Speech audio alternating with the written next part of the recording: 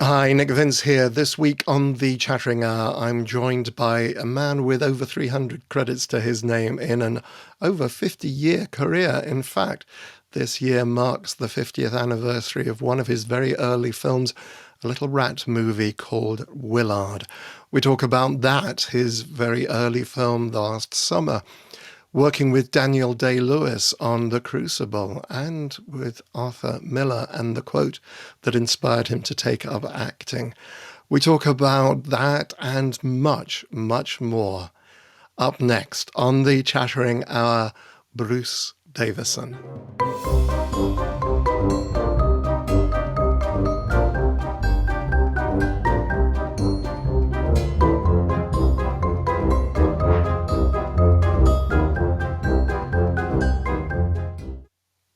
And we're back with Bruce Davison. As I mentioned, he's got over 300 film and TV credits to his name. He's also an Oscar-nominated actor for his supporting role in Longtime Companion.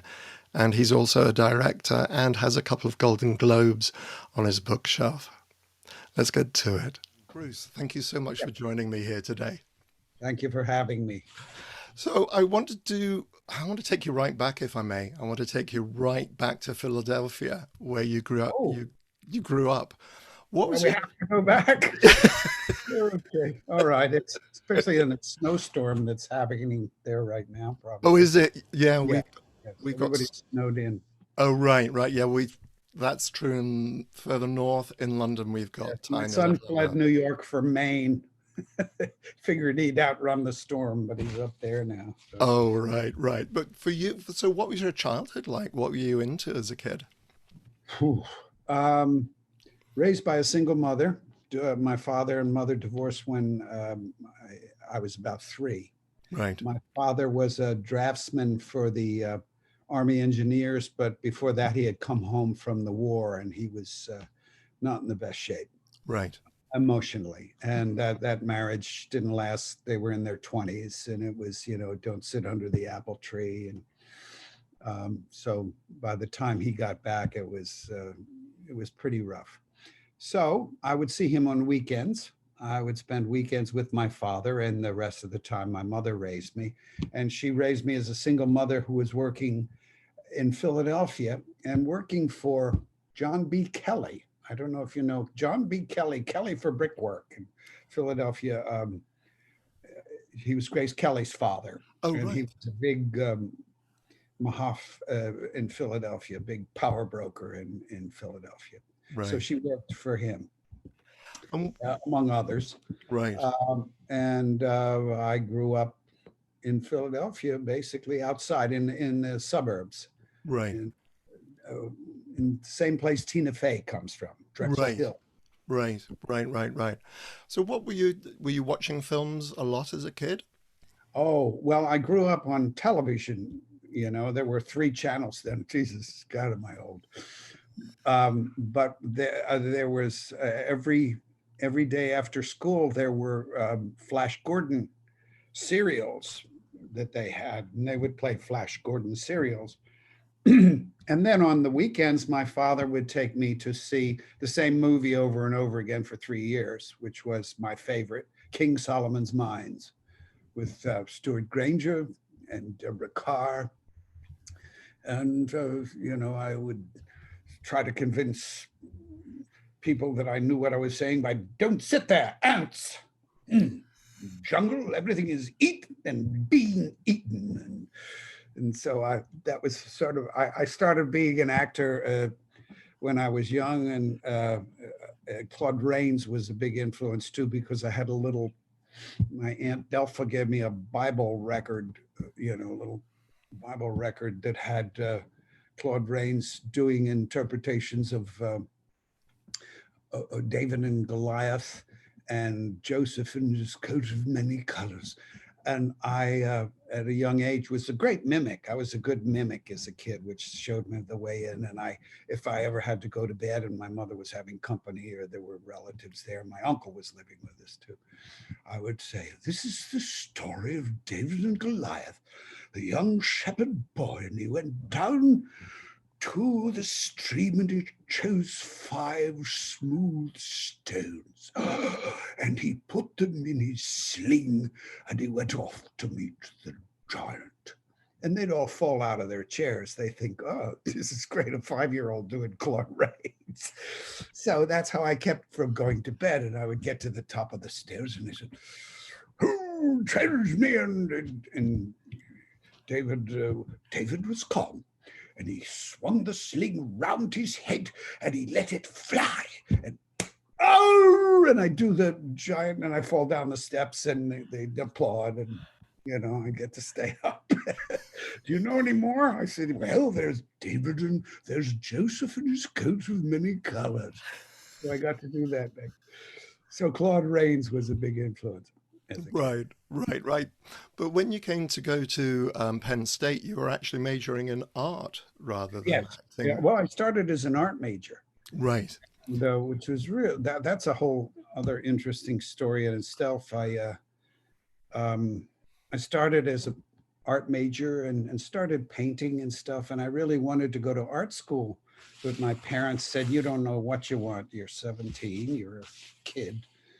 And I said, oh, I know what I want. I want to be. They said, well, here's what you're going to do. You're going to get a liberal education, Penn State University. So I went to Penn State, and I took, during one course, I took a theater history appreciation course. And that was it. I mean, I had a friend who I was up there with, and she said, why don't you audition for this play? We were eating ice cream cones walking by, and said free auditions. And I went in, and I didn't get the part, but I really got the bug, and it just suddenly hit me. And then there was a place called Schwab Auditorium at Penn State. And it's where Gene Kelly first danced on stage. It's this rickety old auditorium. And upstairs, they had this place, the green room, and they were rehearsing plays. And I went upstairs. I heard all this raucous noise. And, oh, darling, carry on, and I walked in, and I thought, these are my people. They just were, over the top theatrical romantics who were all just crazy. And so I guess that was the beginning of what later would become the hippies for me, or, the outliers. Right. But suddenly I felt, okay, this is the kind of people that I connect with. So I got involved in theater there, and fell completely in love with the theater. And also, I fell in love with my TA for one of my history classes, a woman named Teresa Germanisi. And God, she was so beautiful, and she was 30 and I was 19, and that's another movie. But she said, you're going to outgrow me, and I'm taking you to New York because you're a big fish in a little pond here. And they're starting a new program at NYU called Theater Arts, which eventually it evolved into the Tisch program, which is what it is today. But at the time, it was the first class, run by Robert Corrigan and Ted Hoffman from the Tulane Drama Review and Carnegie Institute. Right. And they had started a group, and they had auditioned these kids all over the country, like 6,000, and they picked a group of, I don't know, 120 or something, and then threw them into this boot camp actors thing, sort of competing with Juilliard.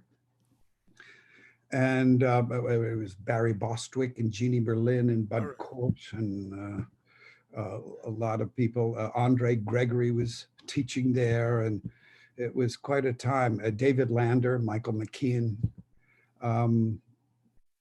So it was great training ground. Liz Torres.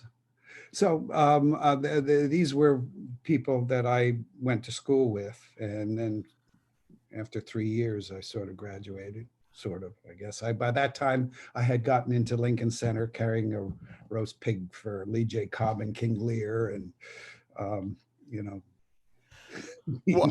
Wow. So I was going to move you on to 1969. You made the film Last Summer. Was that your first professional film work? Yes, that was my first professional film.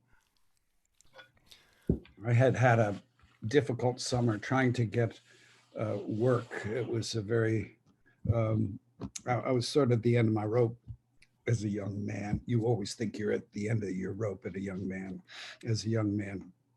I wasn't, but I remember walking in to audition for a play in a seersucker suit, and it was 100 degrees in New York, and riding the subway and getting there. And I finally found myself sitting on a bench running my lines, and there was an older gentleman in his 60s, looks like me now, in a same seersucker suit. And he looked over and he said, "So you Broadway, pretty cool, huh?" And I said, "Yeah." He said, "Yeah, well, I've been trying for 57 years. I've never quite gotten there yet." And I thought, oh God, what have I done? What have I chosen as a profession? I remember falling down that subway thinking, oh God, what have I chosen for myself? But luckily, I auditioned for Frank Perry 2 weeks later and ended up having a part that changed my life, which was a film called Last Summer in 1968. Right. And this, I mean, this had Barbara Hershey, Richard Thomas, Catherine Burns, and I have to be honest, I've not seen the film, I've seen the trailer. Yeah. It looks really dramatic and difficult and challenging. Well, it was, and it was, a pretty brutal rape scene at the end of it, which was not something that had been done on American cinema. He was trying to go for Wild Strawberries, like that Bergman had done, but Frank Perry and Eleanor Perry. It was so it caused it was a big hit, and it caused a lot of action. And the one girl in it got nominated. Catherine Burns got nominated for Best Supporting Actor for an Oscar that year. She did that, 2 other pictures, and then never worked again. She kind of quit, and I just realized she just died last year. And but she was a brilliant actress. It's a lot of hard knocks, and she just wasn't up for that. Yeah. No, yes, I can understand that entirely. Yeah. But then you followed that up with another film, Strawberry Statement, about peaceful student protests. And now, what was that like? Well, I flew to New York to audition. I mean, I flew from New York to Los Angeles to audition for this big MGM picture that they were doing. Student Revolution at the time was, this was before Kent State, but the cauldron was bubbling. And I ended up auditioning for Irwin Winkler and Stuart Hagman for the film Getting the Part. I was going to do Look Homeward Angel, or no, All Wilderness. I was supposed to do All Wilderness at the Ford Theater for Ted Mann, and I couldn't do that. So that was a tough call to call him to say, I have to go Hollywood, So I got sucked in. Pinocchio entered Pleasure Island, and stuck in Hollywood for the rest. How much, I mean, it's about the student, right? As you say, how much did you identify with the students? The students? Yeah. Well, I identified with them. It was really interesting because I was caught between sort of a rock and a hard place, because it was a big corporate MGM take on the student revolution. And, people were coming out of the bushes saying, "Can you steal a bullhorn from these pigs and give it to us?" And then seeing I was radio Mike, the director, running out and saying, "What are you trying to do here?" It was quite an interesting cauldron at the time, because it was MGM, and lots of 50-year-old guys walking around with bell-bottom pants with ribbons down their side of their things, and me being just a kid trying to figure out who's in control here, who's telling this story, what's happening. And to me, certain things were, but I got to be friends with Israel Horowitz, who was a playwright who wrote the screenplay. And he said, "I don't know, I wrote this part for a Jew, and you look like a Nazi." He says, I don't want to cast this young kid. He looks like a Nazi in this part. But we became friends, and we got to know each other over the years. Right, right, right. And then you went on to, a little later on, you went on to do a film for which is now the 50th anniversary this year, which is Willard. Oh, yes, Willow the Rats. Willard the Rats. Was this just a call and you auditioned for, oh, Yeah, that's what it was. I went to 20th Century Fox and I auditioned for Danny Mann. And he said, "Yeah, well, that's good, but you got to see if your co-star will get along with you." And he took me out to, I guess, Van Nuys or something. There was this guy named Mo DeCesso with a garage full of rats, all in cages and stuff. And he got this one out that looked like a rabbit, and he put it on my shoulder. And he said, "You think you two can get along?" And the rat started kissing my ear, and I went, "Yeah, we'll get along." And that was it. We were, I got the part. Yeah, that was Ben, the original, one of the original Bens. There were a lot of them. Different ones did different tricks, but sure. They all retired to Van Nuys and got a swimming pool and started dating gerbils, I guess. Had you had a lot of pets as a kid, or was this just something well, I did have a natural? hamster. Oh, I had a rabbit named Peter, which did, we lived in a duplex in Drexel Hill, Pennsylvania, and it didn't get much, environment. I didn't get to walk the rabbit a lot. There were a lot of little rabbit turds on the linoleum floor, and my mother got mad because the pee stained did some bad things to the linoleum. So Peter didn't last too long. Right, but again, went off to the forest. But I mean, apart from the rats, you also worked with Elsa Lanchester and Ernest. Elsa was she was wonderful. I had the best time with her, and we became good friends. I would go to her house, and she had the greatest sense of humor. Just what did you say? Just Elsa. She would say, "Well, first of all, when a director is giving you a load of codswallop, say, oh, that's very interesting. Let me try to incorporate that into what I'm doing, and then do whatever the fuck you want." She would say. So that was Elsa. But she had a wonderful stone that she'd found on the beach on her mantelpiece with looked like a profile with a big nose on it. She called it her de Gaulle stone. That was Elsa. What about yes? For those of you who don't get the reference, look up General de Gaulle. And, they have the jackal, yeah. actually. Sorry, I keep forgetting we're speaking to generation. I immediately got the cover of Day of the Jackal in my head with a profile. Oh yeah. Gaulle, yeah. What about Ernest Borgnine? Oh, Ernie was great. Ernie was too. He got really crazy one day that a rat ran up his leg. So that was great acting. And I hit him in the foot accidentally with this pole in one take, and suddenly it was a different Ernie that I'd known. And he grabbed the pole from me, swung for my head, and went right through the set. And it's in the movie. It's a great take in towards the end there, but he was wonderful. And I said, Ernie, what's the best acting advice you can give me? He says, well, here's the best advice I can give you. Never go to bed angry at your wife. Stay up all night long and talk it out. Now, I've learned that the hard way, but you got to do that because that'll help not just your acting, but everything else. So that was great advice from Ernie. Yes, yeah, yes. Never let the sun go down on your anger. Yeah, never let stay. If you got to stay up 2 days and work it out, do that. Yeah. And the last time I saw him, he was 94. I was at this event, and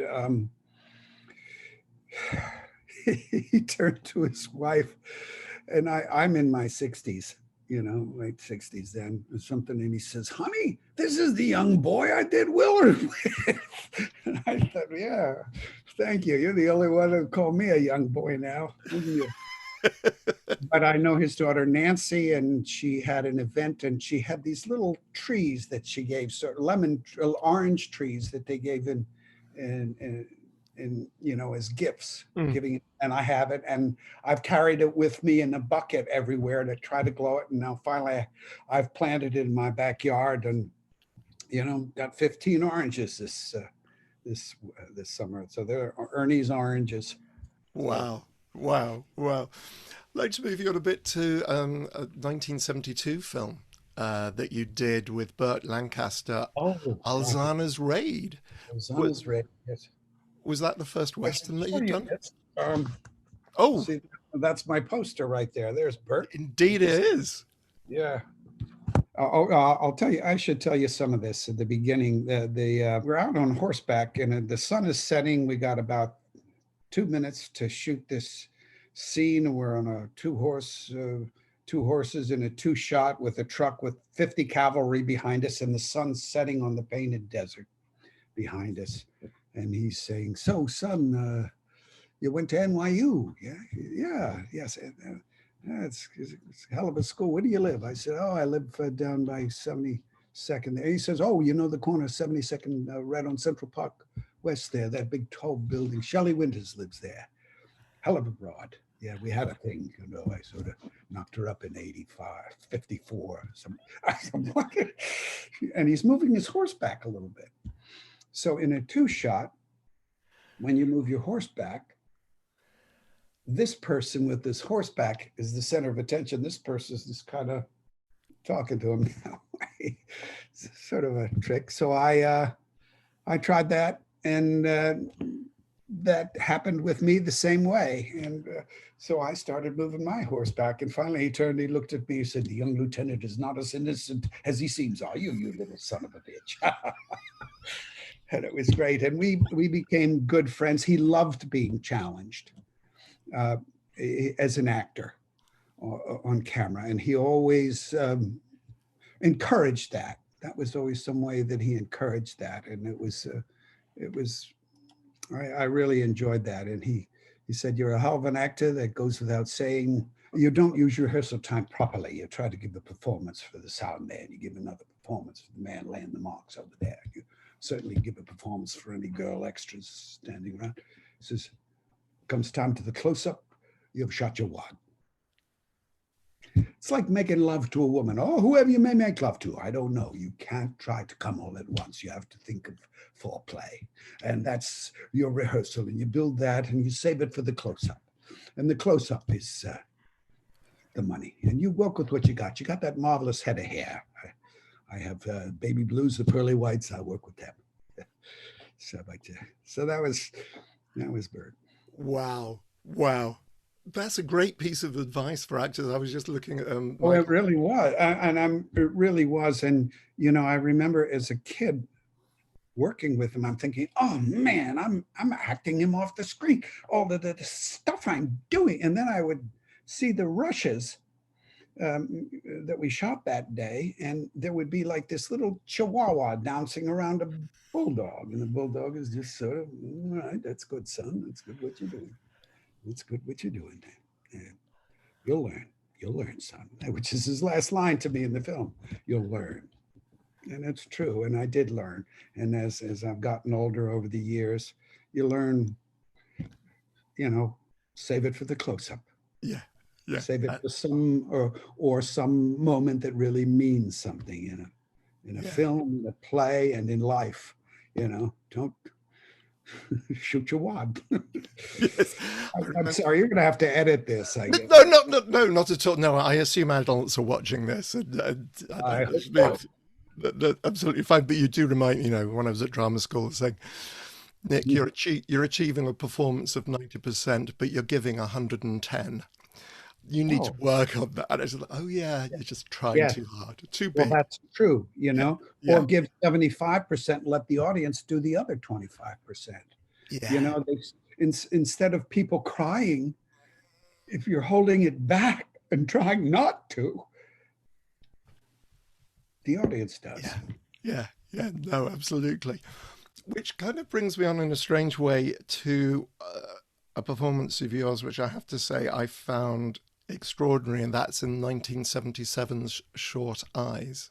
Short Eyes, yes. I'm glad you are one of the three people that saw that film Well, because it's available on YouTube, folks, and go and well, no, yes, I say the only reason I hesitate is because it's an emotional and difficult it's a watch. ride like you wouldn't believe, and the reason it is because it is so original and honest, because it's a prison film shot by prisoners, and it was shot in the tombs, which no longer exist in New York City, and all the actors originated their roles as a work in progress as a theater piece in Sing Sing, and they're all dead now. One or two are still alive, but for the most part, it was a very precarious lifestyle. The kid playing cupcakes in it ended up with a refrigerator dumped on him, waiting to testify for a triple murder.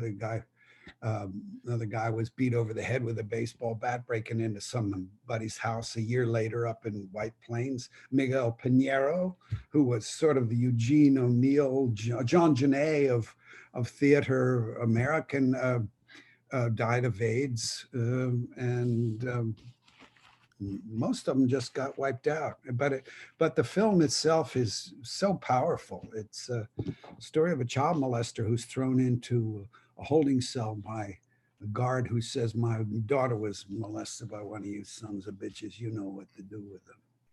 And it goes from there, and it becomes a passion play about prisoners having to decide whether or not they're going to revenge what's going to happen with this guy. And the guy is innocent.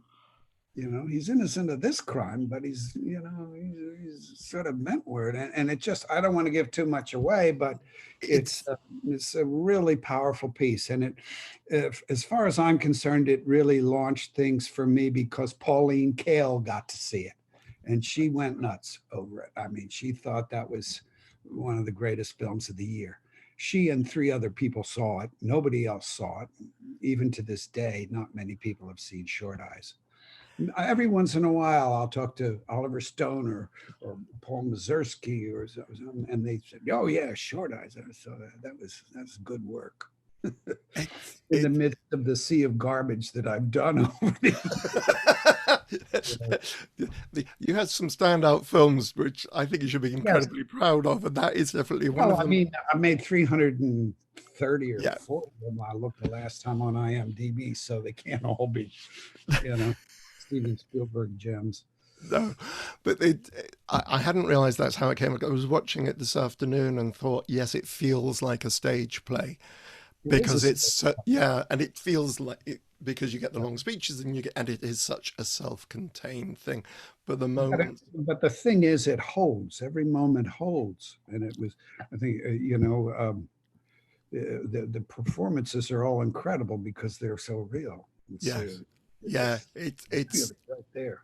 it's I think it one of the there's your and I didn't actually time it, but I reckon it must be about an 8-minute monologue.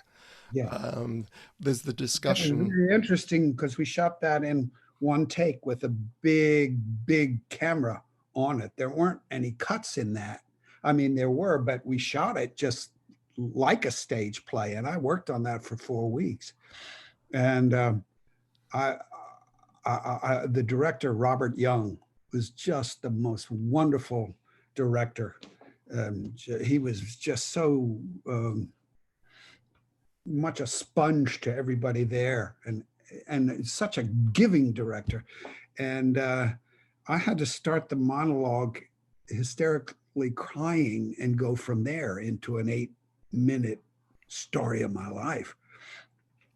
And I was beside myself, and I was literally banging my head on the walls of one of the cells. We were in the tombs shooting in the Mm, tombs. Actually, the Croatian terrorists would come by being led across, and they'd see us shooting down below. But he said, stop, don't do that. You're going to get an egg on your head and then you won't match. Um, you're already there. You're already there. You are enough. What you're doing is enough. Action. Boom. And that was it. That's all I needed. That was the wind beneath the wings I needed to take that scene. And it's one that even at this stage of my life, I'm very proud of. Yeah. Yeah. It's really tough stuff. It's really tough, grisly, hard stuff. Yeah. You don't get to do that. Yes. As I say, extraordinary, and now I understand why it's so powerful, because the scene of Cupcake, the fate of Cupcake being discussed by the other men around him is incredibly difficult as far as I'm concerned as well. You spent some time doing theatre in the 1980s, things like The Elephant Man, Glass Menagerie with Jessica Tandy and so on.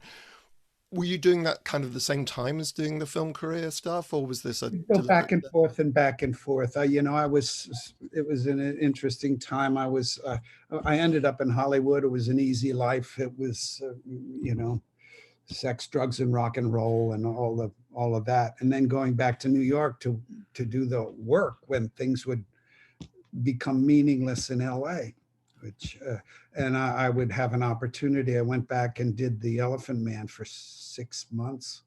Yeah, 6 months on Broadway, and got back to the passion that was there. Now that The Elephant Man's interesting because it's a trick part. Everybody else does all the work and you get all the glory. That doesn't usually happen. I remember doing the front page in The Elephant Man in tandem at the same time when I did it again up at Long Wharf. And the front page, I was playing Hildy, who works his ass off. And then Walter, Brian Dennehy was playing Walter, comes in, takes the play in the third act, and you're the straight man for all of the jokes that come in, and you really work your ass off. And The Elephant Man, oh, he's never had a woman, he's been suffered his whole life, he's been here he comes now. Sometimes I think I'm so big because my head is so full of dreams, and you got all these great lines and everybody else does all the work. And it was interesting because critics and reviewers said, yeah, he was okay in front page, but Elephant Man, oh, every breath. And it's interesting because they don't know. They haven't a clue what an actor does. I think it was Bernard Shaw who described critics are like eunuchs. They know how it's done. They see it done every night, but they can't do it themselves. Yeah, well, that's true. Yeah.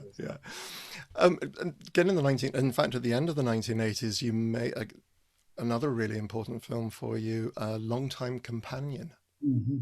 1989. Yes. How did that come about? I auditioned for Craig Lucas. My wife at the time, Lisa Pelican, had just done Blue Window with Craig Lucas and Norman Renee as a play. And I had seen that, and I was doing, I guess, I don't know what I was doing, the cocktail hour, something. Yeah, I think so, in New York. And I auditioned for Craig and Norman, and I ended up getting the part. Yes, it was the cocktail hour. I remember. Because Holland Taylor, I remember bringing the script in to show her, and she left teardrops all over the page. And I said, yeah, it's a great scene, isn't it? She said, yeah. So she played my sister in the cocktail hour. Right. Anyway, so I ended up doing that while I was there, and it was an experience like none other. I mean, it changed my life. It was quite, in what way you want to say? I don't know where to begin. I can take you into a moment and into a scene where, let go. There's this scene where I'm coaxing my lover to let go and die. I'm helping him through the gate, as it were. And when we were shooting that scene, we were in an apartment on Riverside Drive, and the woman found out it was a movie about AIDS, and she thought it was a murder mystery, and she got really her shorts in a bunch, and she wanted more money, and we were trying to find the producer because it was a, you know, we were all making $500 a week or something to do the film in the first place, and so we got thrown out. And I looked down on Riverside Drive, and there was all of Riverside Drive had been sprayed and snowed in, and there were 100. It looked to me like 100 extras dressed in 40s costumes, big trucks everywhere, a giant production, Licos and lights and everything everywhere. And sitting down below as I walked down, waiting for them to find Lindsay to get $1,000 to pay off this woman, I found two friends, Ron Silver and Paul Mazursky, sitting on two chairs in the middle of this. And I walked up and I said, yeah, so you guys are making a big movie? They said, yeah, we're making a big, we're lucky, it's a big production. I said, God, I wish I could just get into a situation like this where I could even have my own trailer, or, you know, a dressing room maybe, or, you know, something per diem. Well, boy, that would be nice. Something like this is, boy, to get on a big production like this. Yeah. Cut to a year later. I'm nominated for the Academy Award. I'm sitting in the third row on the end. And behind me, nominated for a movie called Reversal of Fortune, is Ron Silver, who comes up over his chair during the commercial and taps me on the shoulder and said, the movie was called Enemies, a love story. It lasted a weekend. Be careful what you wish for. So that's... yeah, because I was wondering, because I mean I was acting in the 1980s as well, and I remember in the UK, and being very clearly told by my manager that I couldn't come out. It was really important, not to come admit, out. Yeah, because you know you would not get cast much as the right, yeah. So I was wondering, you know, how brave at the time, how brave a see, that's the thing. The time, that's 30 years ago, you know, and I did get a lot of crap for it from everything. Even my manager at the time told me. And my manager died of AIDS, and so did my commercial agent and my publicist, all within that same time. And a number of people were all dying in 1991 at the height. But now, people are getting shit for playing gay parts that aren't gay. It's just, you know, and I think, what happened? When did things get so PC that acting suddenly wasn't about acting anymore? You had to be a part in order to play it. What happened? It's very interesting, isn't it? And I think it's a discussion that should be have I hope so. More. Yeah, I think really have gone. The pendulum does swing back and forth. You know, you've got the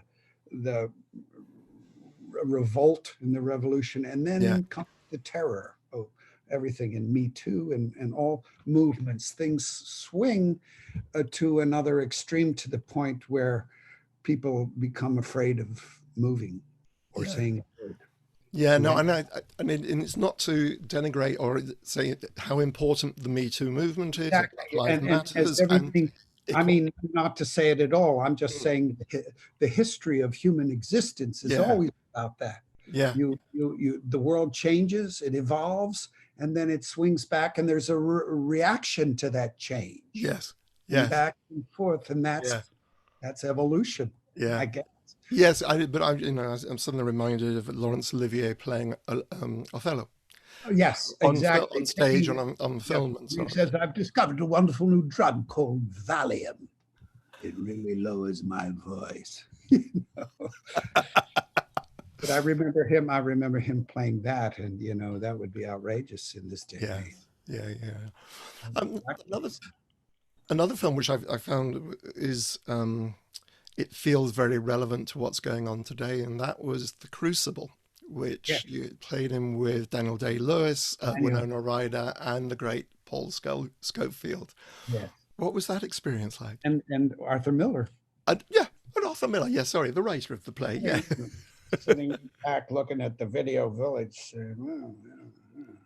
Yeah, that was, I was overwhelmed with working with great talent, amazing. Daniel would ride to work on a horse. Nobody knew where he came from. He had been there for months building the set with the set designers using the 17th century nails that were square headed that were cutting out, and those tools. They didn't use saws and stuff. They built it like they were pilgrims, like they were Puritans. Sorry to the pilgrims. And he was amazing. And rehearsal, we had a very interesting time. I just, was about to have a son, and he'd just have one, and showed baby pictures and all friendly, and everything was great. And he'd say, I don't like to rehearse. I just like to do it. I wish we didn't have to rehearse.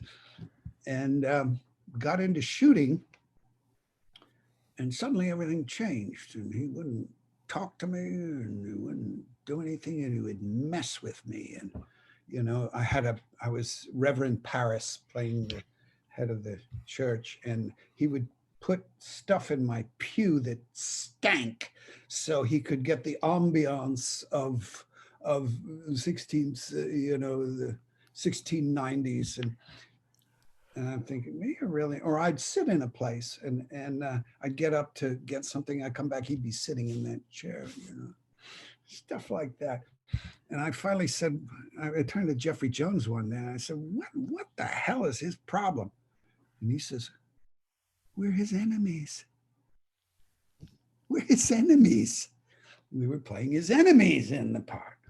So this goes on for 12 weeks, and we shot from summer into winter. And we shot in sequence, and we shot all the way through into sequence. And finally we get to the end of the shoot, and we're out in the freezing cold on the beach, and because it is my name and I cannot have another. And he's doing that, and we're all, weeping at the end as they about to hang him. And the sun goes down, and the director, Nick, says, well, that's it. I think we got our film. I think we're done. And I looked over at Daniel, and Daniel goes, and I fell into his arms, and I started to weep. I actually started to cry. I mean, he says, I'm sorry. I know it was tough. I know it was tough the whole time. I said, yeah, but it's a good one, isn't it? Yeah. And at one time I had given him a little granddad whittling knife, because he was using some 1690s crap and chopping his hands all up while he'd whittle a lot. So I just handed it to him during the course of the shoot. And he didn't say thank you or anything. He kept it. I saw him years later at a tribute to Arthur Miller, and I went up to him and I said, Daniel, how are you? He said, I still have my knife. Make shoes with it. So yeah, that was Daniel. And Arthur Miller, who Jesus had inspired me to become an actor in the first place, because going back to Penn State when I did that, I a theater appreciation course, I had to say, they gave us little paragraphs to memorize to try to present. And I told Arthur Miller, I said, I read a little paragraph you wrote one time, and it got me to be an actor. It's the reason I'm an actor. He said, oh, what was that? I said, oh, it was, there is a certain immortality that comes with acting, that not with the plaudits or the awards, but through the knowledge an actor carries with him to his dying day, that on a certain afternoon in a dusty and empty theater, he cast a shadow of a being that was not himself, but a distillation of everything he had ever thought or observed. All the unsingable heart song that the ordinary man may feel but never utter he gives voice to. And in so doing, he somehow joins the ages.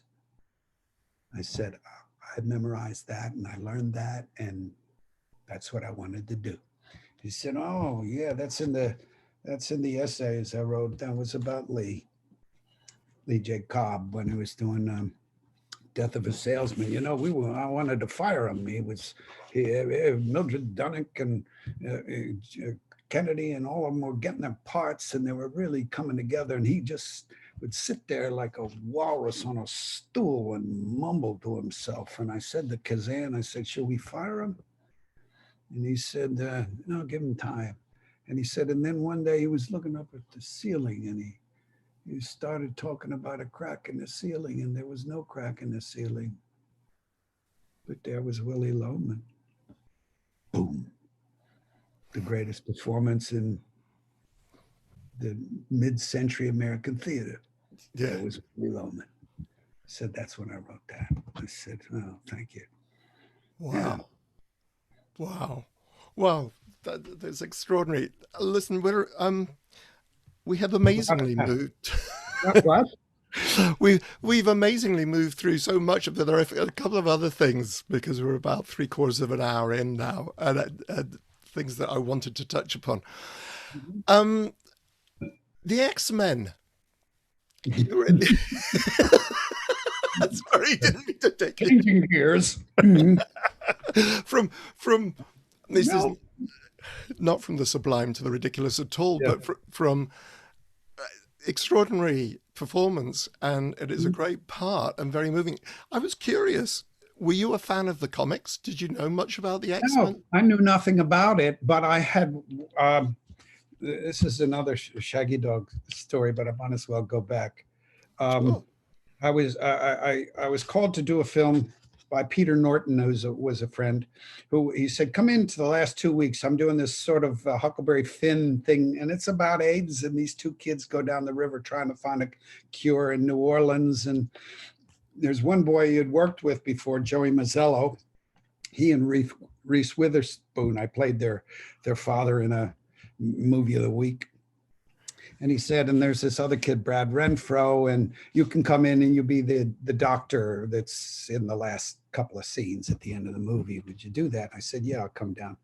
So I'm driving down, and you always ask the driver on the way to the set, what's going on? And he says, well, this one kid, this Renfro kid, he was discovered by Joel Schumacher and for The Client, and he's out of control, and he steals cars and drives everybody crazy. He's got so nobody knows how to control him. So I get to the set, and little Joey Mazzello runs up, Bruce, how are you? And I say, hug. And Brad he's 12 at the time, I think. He saunters up to me. He says, so who the fuck? And I grabbed him in a headlock. And I said, listen, you little fucker, I don't care if they fire me or not. Don't pull any shit with me. I'll pull your head off. And I let him go. He said, I got a guitar. You want to hear it? I said, yeah, I'd love to hear it. He said, I really want to direct. I said, okay. So be that as it may, I became friends with Brad. And a few years later, somebody asked me to do a reading of a play that he was going to star in with Ian McKellen called Act Pupil by a young man named Brian Singer, who looked as old as Brad. And he wanted me to play his dad. So I did. I played his dad in Apt Pupil, sitting out there one day on the lawn in the back. Brian Singer says, I was thinking of this thing called X-Men. And I said, well, and I say, as I say to all directors, well, if you get a big break, call me. He did. And I was the first one cast in X-Men. And every frame of that film is related to the genius of Brian Singer. Brian Singer made that whole franchise out of him. He's just it's amazing what he did. Right. Right. So the story of X-Men. So once I got into that, we were all melting and everything else. And the Wicked Witch of the East was my motivation, I guess, for melting on the table and stuff. But they say, oh, that's great work. And the young kids that I meet saying, oh, that was great. Oh, you melted on the table. I said, yeah, well, that's something, I guess. One of the things I did. With a little help from CGI. Yeah. Yes. Extraordinary the things that one was remembered for. Well, it depends on your age. Yes. Yeah, of course. Of course. Yes. Yeah. When you first meet when you first meet an actor's performance. And you obviously you're still working, and I was curious about, you did a wonderful part in a film called Lords of Salem. Direct. Oh, Rob Zombie. Yeah. Rob Zombie. Oh, How was that? Huh? How was that experience? That was fun because he's such a collaborator. Rob is really a great collaborator. He, goes off this way and that and everything else, but he really loves actors and he really loves people. And he's the kind of guy that's people work with him over and over again. I guess through Malcolm McDowell, and it's eventually how I met Chris, who's my agent, my manager now, Chris Rowe. Yeah, who's my manager. And that's how I met him, because he was always a big horror geek. And I met him through that, and all the witches that beat me to death. I was talking. Yeah, and then Judy. Yeah, I was talking. Dee Wallace has both thrown over the years. She's thrown fettuccine in my lap and beaten me to death with a frying pan. So we have a loving relationship. I've been my wife and something else. So we know each other over the years. and I had great joy of interviewing a gentleman called Daniel Kraus last year. Who wrote, who is a novelist who finished George Romero's. I love George through Chris. I remember having some, wonderful times with George at these, celebrity horror conventions and things, and bratwurst and beer sitting out in Pittsburgh or Pacoima or wherever. Right. George, just a wonderful guy who we've just lost. Yeah. But he started to write his opus, the Living Dead. Yes. And Mr. Kraus took over for him and finished when he died. And I got to do the voice book, which was really weird during COVID, to be sitting in a little booth doing 600 pages of phlegm and gore and blood and sliding around on an aircraft carrier with that, because it does have its quantity of George Romero. Yes. Well, I'd have to say I loved it, because to prepare, I didn't have time to read the entire book between being confirmed that Daniel would come on the show. Yeah. So I got to listen to you. How was I? Brilliant. Absolutely brilliant. Really, you both were. I can't remember. Well, thank you. The actress you worked with, but what else are you going to say on camera? Yeah. Sorry, say again. Very good, but curiously banal. No, it's center. It's a great reading. It is. Doing the Trump character was the most interesting for me at the time, because it was just starting up to become. We play so many characters, and it's an extraordinary book.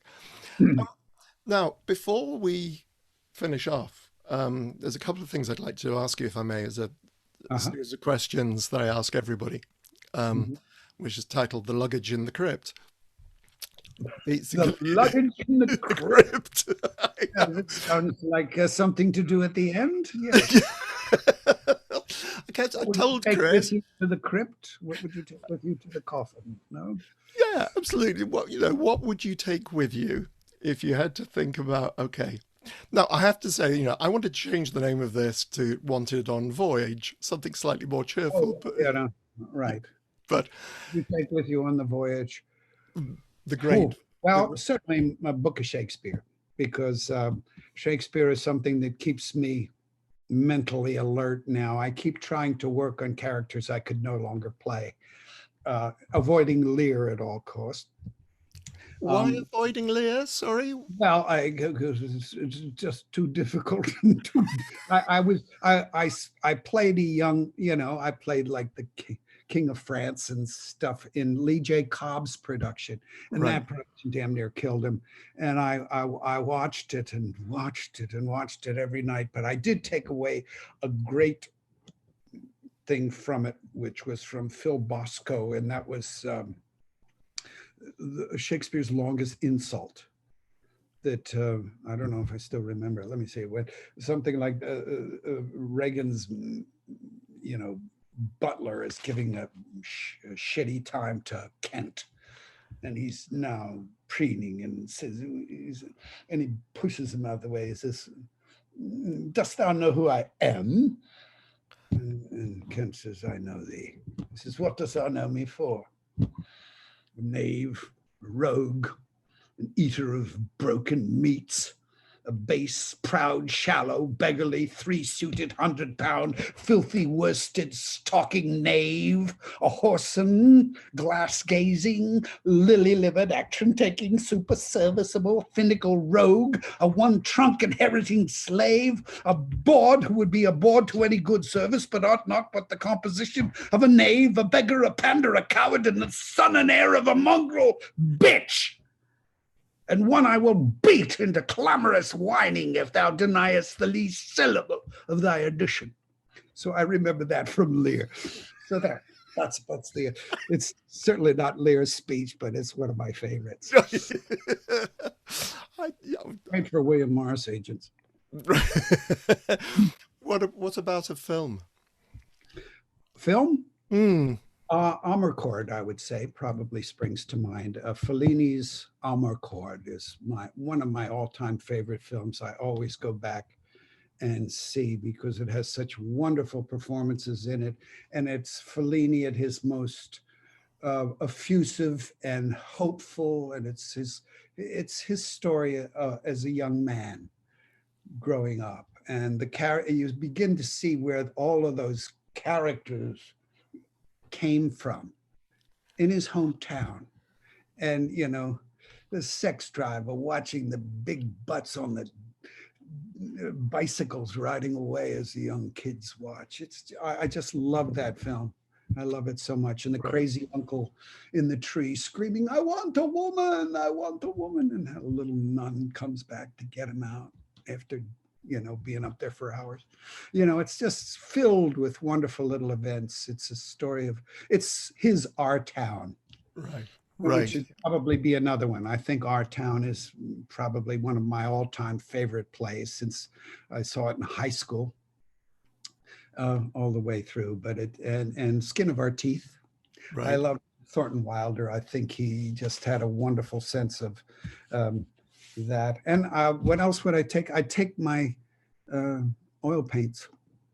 Yes, of course. Now, after all this time, I've started painting again because I gave it up when I became an actor. I stopped painting. I stopped doing it. Sorry. I got to forgive me. Okay.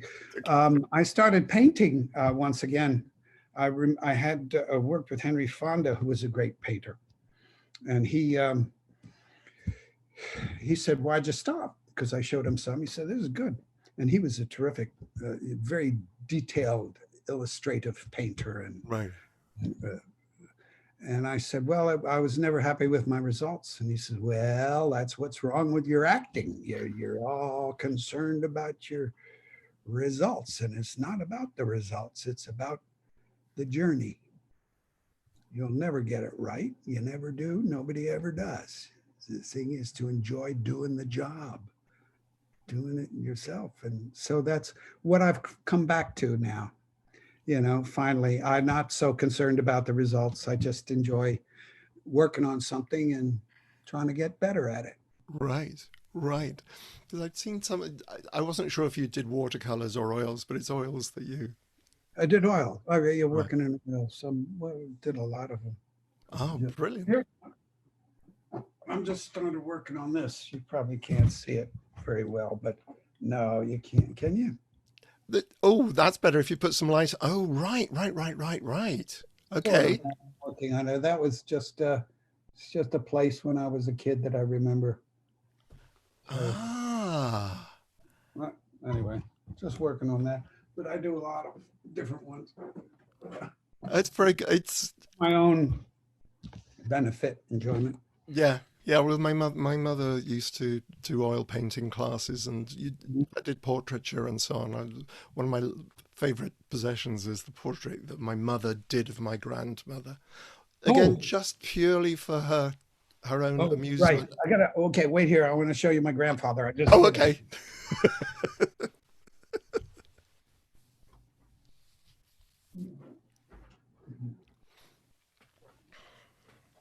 Sorry, I'm back. No. This is my this is my grandfather. I don't know if you can Oh, see him. wow. That's him, and that's him fishing, and that's my mother back there behind him. You can't really see It the can't see the best. We can get the gist of it. We can see. photo. Wow. And whereabouts would this be? Wildwood, New Jersey. And is this just painted from memory? Yeah, photograph. Photograph. The face turned out really well because I really caught him in that, but you can't see it in that, I guess. That's what he looked like. I can see the character there, and I Yeah. can get a better view of your mother as well. Oh, Wow. she's up. She's back there. I can't see her. Wow. So, It's none of these things look great when when you're trying to show them on a Zoom. right. You know, you can't do that. You want to get a pretty decent. Well, hopefully Yeah. sometime you'll get to share those properly. Another couple of quick questions then on what you'd take with you apart from those pictures. What picture was one of the questions I was going to ask? What about a favorite food or beverage? What? Well, if I got to work, or if I don't get off the island, I'm just going to go crazy for any kind of cheeseburger, pasta crap that I can eat that my wife doesn't let me eat. And what's for dinner? I get a salad tonight. Okay, so I just eat all crap food that Right. I possibly could. That's filled with salt or sugar or any of that stuff that I can't have. Right, right. Yes, I understand that one. What about an album? Whew, boy, that's tough. Um, I really need to take an anthology because there's so many songs I like. It's tough because I grew up in the '60s and the '70s, and everybody from Simon Garfunkel and the Stones, and that was my era. Right, Uh, right. so it would be tough. Also, um, the Eagles. I guess I'd have to take the Eagles. Eagles would be the one that I would take. I Right. love their music, especially Don Henley. Some of his lyrics, New York Minute and stuff, springs to mind. Ah, Always at the door. that sounds great. And what about a luxury? A luxury. Mm. Mm. Shakespeare's second best bed springs to mind. I would like something that I'd finally like to get a bed that is really great. You hit one every once in a while, and if you get to stay at the Plaza or something where they make them that are this thick now with this much something else on top, and that's great. I'd like to get a bed like that. Right, right. That sounds like a very sensible choice. And I know what you mean, that finding an absolutely perfect bed, because, you sleep well and that makes the rest of life so much easier. It's funny, a few years younger it would be, a nice Playboy bunny. Beds be nice now, I guess. Yeah, yeah. Now, as Or we a draw cook. to That's an Epicurean cook would be great. yes, Yeah, I'm lucky. I'm married to one. He's very good. He Oh, looks. you are lucky. That's I'm good. I incredibly remember lucky. Barbara Rush had me at dinner one time that James Beard cooked dinner. That was wonderful. Wow, wow. Now, just before we leave you, I just wonder what you're up to at the moment. I know you did a film in Spain. Did a Excuse film in Spain? Did a film in Spain. I just did a film with Barbara Hershey for the first time since we started together. Now we're getting towards the end as we do, and it's called The Manor, and it's a Blumhouse horror film. Right. So, and I'm recurring on Ozark, which is a TV series for its last season, and seeing what else crawls out of the woodwork when COVID lets up a bit. Yeah, and you mentioned earlier on the glow and the dark. The Glow in the Darkness. Yes, I got to Spain to shoot a mini series over there. Right. That's basically takes place during the Crusades. I play one of the popes, and I get to the Second Crusade, and that kills me, and then Stephen Burkoff takes over and makes things worse, and it goes from there. Wow. Well, now there is a fascinating actor. Oh yeah, oh yes, especially as a pope. Yes, yes, You understand the insanity of the Crusades. yes. Yeah. Well, this is brilliant, and thank you so much for spending some time with me because this has been a great deal of fun. It's been fun indeed. Good. I shall let you go, sir. Enjoy the rest of your day, and Thank you. eat the oranges. Thank Take you. care. Have a good one. My thanks again to Bruce Davison. What a wonderful impressionist he is, and I love that really long quote from Arthur Miller. Join me next week on the Chattering Hour, and in the meantime, stay safe and well.